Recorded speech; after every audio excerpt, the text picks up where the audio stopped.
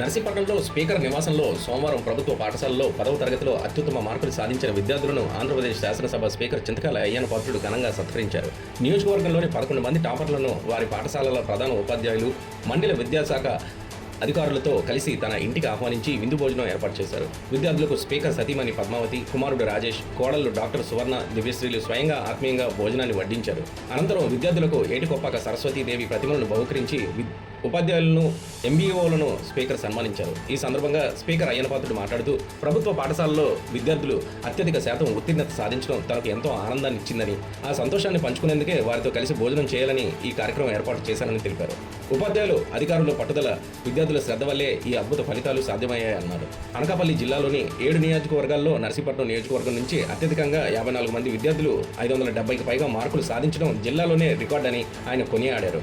ఎన్ని కోట్ల ఆస్తులున్నా చదివే గొప్ప సంపదని, విద్యా బలంతోనే తెలుగువారు లండన్, అమెరికా, ఆస్ట్రేలియా వంటి దేశాల్లో అత్యున్నత స్థాయిలో స్థిరపడ్డారని ఆయన గుర్తు చేశారు. గతంలో నర్సీపట్నంలో డిగ్రీ కాలేజీ కూడా ఉండేది కాదని, ఇప్పుడు ఇంజనీరింగ్, పాలిటెక్నిక్, ఐటీఐ, నర్సింగ్ వంటి ఎన్నో విద్యా సంస్థలు అందుబాటులోకి వచ్చాయని, నర్సీపట్నాన్ని ఒక ఎడ్యుకేషన్ హబ్గా తీర్చిదిద్దుతామని ఆయన ఆకాంక్షించారు. అలాగే 10వ తరగతి, ఇంటర్మీడియట్ ఫెయిల్ అయిన విద్యార్థులకు నిరాశపడవద్దని ఆయన సూచించారు. ప్రభుత్వం ఈ నెల 25 నుంచి 4వ తేదీ వరకు వారికి ప్రత్యేక కోచింగ్ ఇస్తుందని, దాన్ని సద్వినియోగం చేసుకుని రాబోయే పరీక్షల్లో విజయం సాధించాలని భరోసా ఇచ్చారు. ఫెయిల్ అయిన విద్యార్థులపై ఉపాధ్యాయులు ప్రత్యేక దృష్టి సారించి వారిని ఉత్తీర్ణులను చేయాలని స్పీకర్ కోరారు.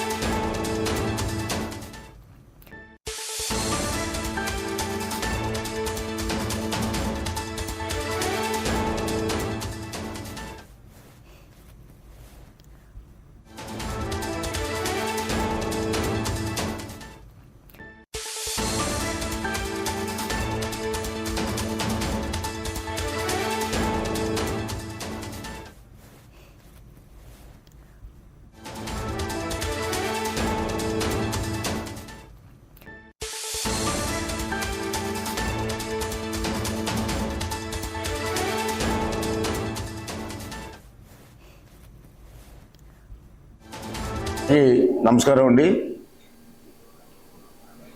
మాకైతే అందరికీ చాలా సంతోషంగా ఉంది. గవర్నమెంట్ స్కూల్స్లో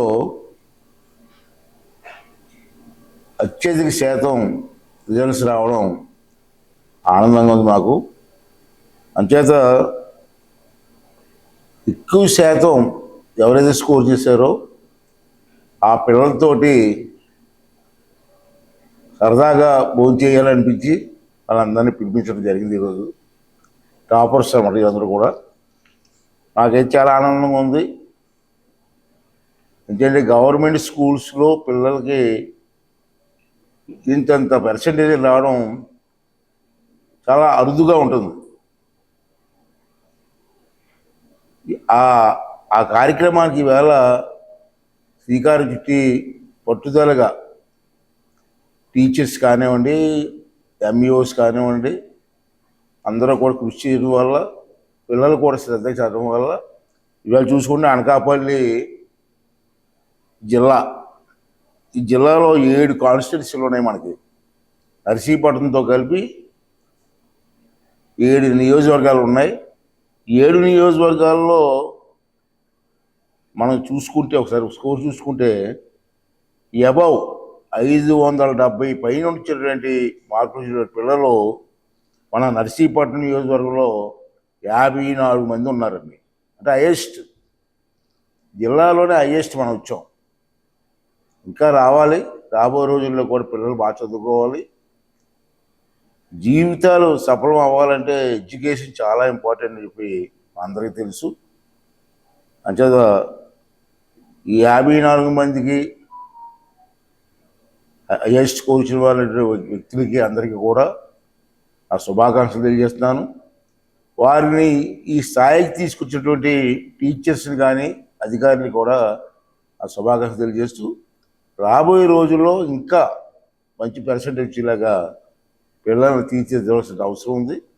నాకు తెలుసు చాలామందికి ఈవేళ చదువు మీద ఇంట్రెస్ట్ ఉంది, ఏదో సాధించాలనే కోరికలు పిల్లల్లో ఉన్నాయి.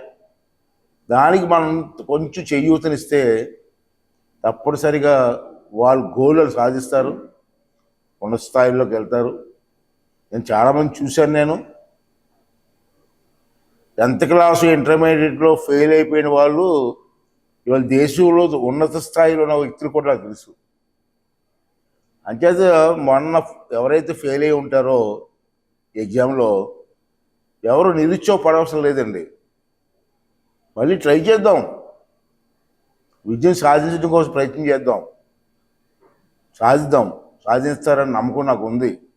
అంచేది గవర్నమెంట్ రేపు 25 నుంచి కదా మనకి గవర్నమెంట్ వారు కూడా మొన్న ఆ మార్కులు తక్కువ వచ్చి ఫెయిల్ అయిన పిల్లలు ఎవరు ఉన్నారో వాళ్ళు ఎవరు నిరుత్సాహపడద్దండి దయించి.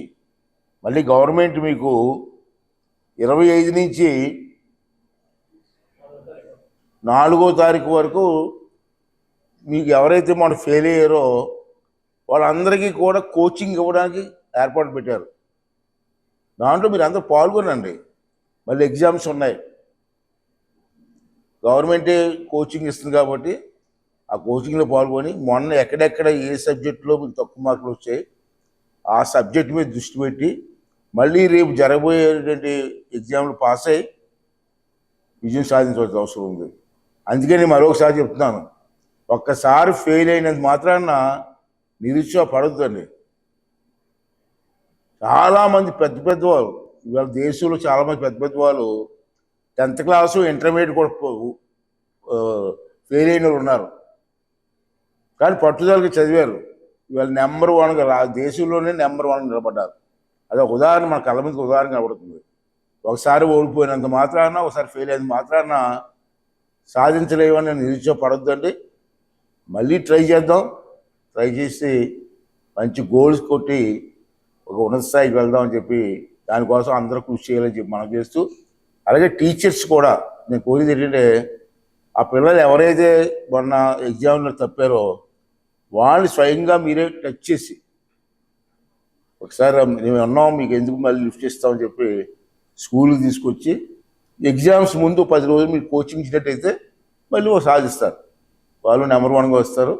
దానికి కూడా మీరు అందరూ కృషి చేయాలని చెప్పి మనం చేస్తూ, ఇవాళ మీ అందరూ టాపర్స్, మీరు అందరూ చిన్నవాళ్ళు కాదు. 10th క్లాస్లో ఇన్ని మార్కులు మేము చదువుకున్నప్పుడు ఇన్ని మార్కులు రాలేదు మాకు. 10th క్లాస్ చదివినప్పుడు ఇన్ని మార్కులు మాకు రాలేదు. ఆ మార్కులకి సరదా పడిపోయాము మేము. ఈ మార్కులు చదువుతుంటే ఇన్ని మార్కులు ఎలా వచ్చేసారా బాబు అనిపిస్తుంది మాకు. జనరేషన్ కాదు ఇది, జనరేషన్ కాదు ఇది. ఎక్కడ ఎంత హైయెస్ట్ ఎంత వచ్చింది మేస్ గారు మొన్న? 600కి.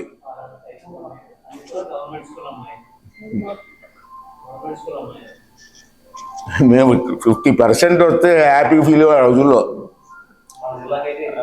500కి 40% మార్కులు స్కోర్ చేస్తే మాకు చదువుకున్నప్పుడు పెద్ద పండగ చేసుకుంటూ వాళ్ళం.